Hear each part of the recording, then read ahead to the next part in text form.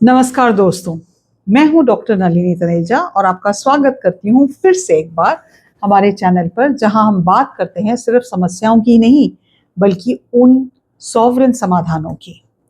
क्या आपको डर लगता है आगे बढ़ने से?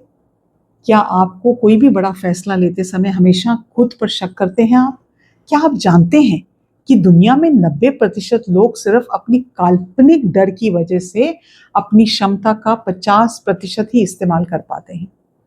दोस्तों, आज हम इसी डर को खत्म करने की और अपने आत्मविश्वास को आसमान पर ले जाने की बात करेंगे। याद रखिए कि हर डर जो होता है ना, वो एक सिर्फ भ्रम है, एक विचार है। और आत्मविश्वास एक ऐसी मांसपेशी है जिसको हम ट्रेन कर सकते हैं और उसको मजबूत बना सकते हैं। अब हमें डर क्यों लगता है? हम सब डरते हैं, कोई किसी चीज से डरता है, कोई किसी चीज से डरता है, और ये स्वाभाविक है, नेचुरल है। लेकिन जब आपका डर आपके जीवन को नियंत्रित करने लगता है, तो वही डर आपका सबसे बड़ा दुश्मन बन जाता है। सबसे आम डर ये होता है, मैं ये काम शुरू करती हूँ, इसमें तो मैं फेल ही हो जाऊंगी, या मैं अगर ये कर लिया तो लोग क्या कहेंगे, या अगर मैंने उसको अप्रोच किया, मैंने उससे कुछ बात की और उसने जवाब नहीं दिया तो मुझे रिजेक्शन का डर, और या अज्ञात का डर, जिस चीज के बारे में मुझे पता नहीं है, फियर ऑफ द अननोन। डर हमें एक तरह से डिसेबिलिटी दे देता है। हम सोचते रहते हैं, क्या होगा अगर मैं फेल हो गई, क्या होगा अगर लोगों ने मेरा मजाक उड़ाया, क्या होगा अगर मैं मैं उस वक्त कुछ करने गई और उस वक्त मैं कुछ कर नहीं पाई, क्या होगा मैं इंटरव्यू में फेल हो गई, क्या होगा कि मैंने बिजनेस शुरू किया, क्या होगा मैंने अगर ये कोर्स शुरू किया और मैं इसको फॉलो नहीं कर पाती। जब हम इस डर को लगातार एक्सपीरियंस करते हैं तो हम अपने आत्मविश्वास को कहीं दबा देते हैं, कि हम अपने आप को आगे बढ़ने से रोकते हैं। मजे की बात तो ये है कि अगर हम कुछ करते हैं तो उसमें 50% फेलियर का चांस है, तो 50% उसमें सक्सेस का भी चांस है।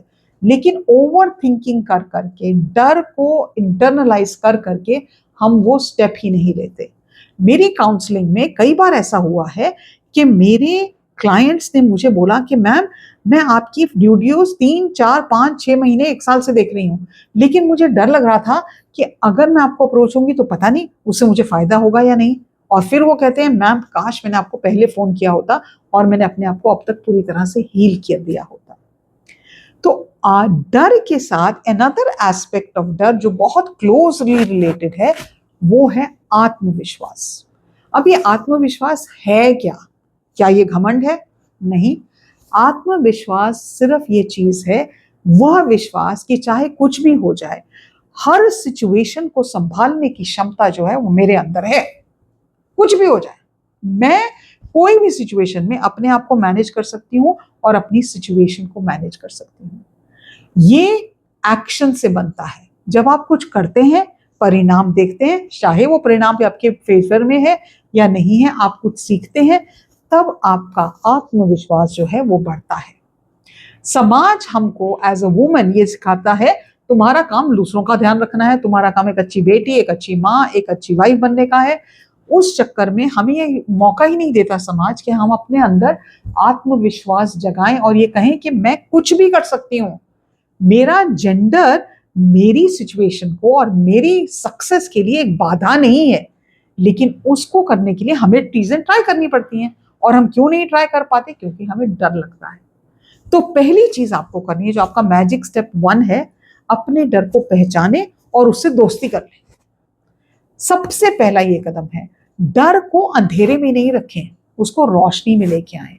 जब आप उसको रोशनी में लेके आएंगे तो आप उससे डरेंगे नहीं। उस डर को पहचाने, उस डर को नाम दें। हो सकता है इंटरव्यू वाला डर, बॉस से बात करने वाला डर, अपने हस्बैंड से कुछ पर्टिकुलर बात कहने का डर, अपने बच्चों को एक सही रास्ता दिखाने का डर, कुछ भी हो सकता है। सबसे बुरा परिणाम लिखें। अगर मैंने ये कहा, अगर मुझे ये डर लगता है, तो सोचिए सबसे बुरा क्या हो जाएगा। बॉस मुझे निकाल देगा, ये डर है। बॉस मुझे 5 मिनट के लिए डांटेगा, ये शायद वास्तविकता है। असली खतरा बनाम काल्पनिक खतरा। अपने दिमाग को समझाएं कि शेर आपके सामने नहीं है, ये सिर्फ आपकी कल्पना है। ये जरूरी क्यों है? क्योंकि जब आप अपने डर को पहचान लेते हैं तो आप उससे लड़ने के बजाय उससे दोस्ती कर लेते हैं। आप उसके हाथ से उसका नियंत्रण छीन लेते हैं और आप रैशनल वे में सोचना शुरू करते हैं। दूसरा स्टेप, छोटे छोटे कदम बनाएं और अपनी जीत का जश्न मनाएं। छोटी छोटी चीजें करें। आत्मविश्वास या डर को कंट्रोल करना एक दिन में है तो नहीं। ऐसा नहीं कि बटन दबा दिया और आपको आत्मविश्वास आ गया और आपने अपने डर को कंट्रोल कर लिया। It doesn't happen like that. आप छोटे जानबूझकर उठाए कदम जब उठाते हैं कदम, छोटे छोटे कदम बनाते हैं, छोटे छोटे स्टेप्स लेते हैं, that increases your self confidence. आप कितना भी छोटा सा कदम क्यों ना उठाएं, but when you take it in the right direction, आप अपने डर को एज अ सीढ़ी की क्या होती है ना, उससे ओवरकम करते हैं। पहला छोटा सा कदम उठाया, डर थोड़ा सा कम हुआ। दूसरा स्टेप उठाया, डर थोड़ा और कम हुआ। तीसरा स्टेप उठाया तो और भी कम हो गया। तो जब अपने आप को याद दिलाएं, खुद को याद दिलाएं कि आप ब्रेव हैं, अपने माइंड को कंडीशन करें कि मैं साहसी हूं। और जब आप कुछ पॉजिटिव परिणाम देखते हैं तो एडमायर करें, अपनी सराहना करें, मैंने ये अचीव किया, मैंने ये किया। वो सिंपल सी बात ये हो सकती है कि मैं सुबह 4 बजे उठ के बाहर वॉक पे गई। This is also controlling your fear and manifesting the idea of your brave self. अपना कॉन्फिडेंस डेवलप करें। अपनी जीत, जब आप अपने किसी डर को ओवरकम करते हैं, उस जीत का क्रेडिट अपने आप को दें। और उस काम का क्रेडिट जब आप अपने आप को देते हैं तो आप अगला कदम लेने की एक नींव बनाते हैं। ये आपका सेल्फ कॉन्फिडेंस निर्माण करती है चीज। जब आप बार बार खुद को दिखाते हैं कि आप मुश्किल काम कर सकते हैं, ये आपके दिमाग पर आपके विश्वास को जगाने में मदद करता है। तीसरी चीज, आपने कभी सोचा है कि आप अपने से बात कैसे करते हैं? आप बाकियों की तो 24 घंटे तारीफ के पुल बांधते रहते हैं, अरे तुम तो इतना अच्छा काम करते हो, तुम तो इतना अच्छा काम करते हो। कल मेरी अपने एक क्लाइंट से बात हो रही थी और वो ये बता रही थी कि उनकी लाइफ में अगर वो किसी पार्टी में जाती हैं, है ना, तो उनके हस्बैंड का बहुत बड़ा सक्सेसफुल बिजनेस है, लेकिन वो नौकरी करती है बिकॉज उनको नौकरी करना अच्छा लगता है। तो पार्टी में जब जाती है ना, तो बाकी लोग उनको ताने मारते, तुम्हें काम करने की क्या जरूरत है, तुम घर में बैठो या आराम से बैठो, तुम तो क्वीन की तरह रह सकती हो, आपके हस्बैंड तो लाखों कमाते हैं, आप हजारों की नौकरी क्यों करते हैं। तो मैं आपको ये बताना चाहती हूँ कि दुनिया में ऐसे शब्द जो लोग कहते हैं, जो ऐसी बातें करते हैं, उनको अपनी कैपेबिलिटी का तो अंदाजा होता नहीं और उनका सिर्फ एक काम है, दूसरे लोगों को नीचे दिखाना।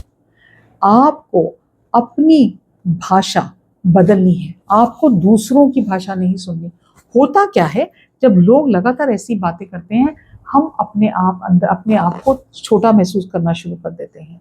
आपकी जो सेल्फ टॉक है ना, आपकी आंतरिक जो बातचीत है, उसको पॉजिटिव रखें। कुछ तो लोग कहेंगे, लोगों का काम है कहना, वो तो बात ही करेंगे।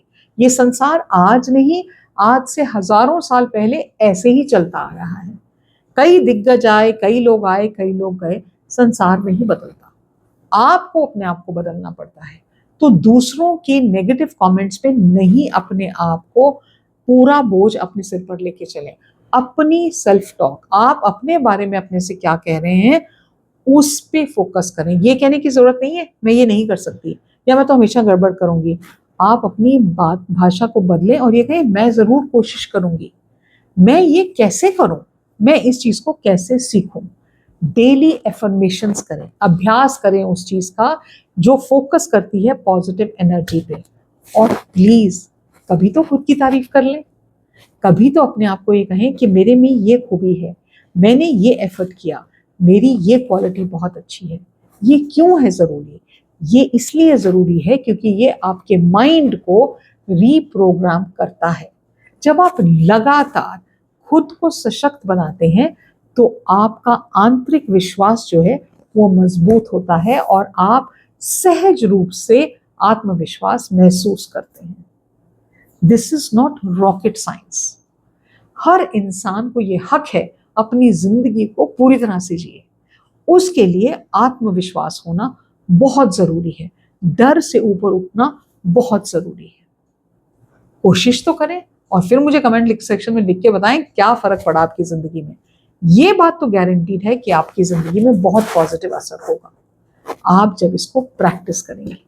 मैं उम्मीद रखती हूं 2026 में you will make it rocking, you will overcome your fears and you will work on creating the best version of yourself. आज के लिए इतना ही, नमस्कार।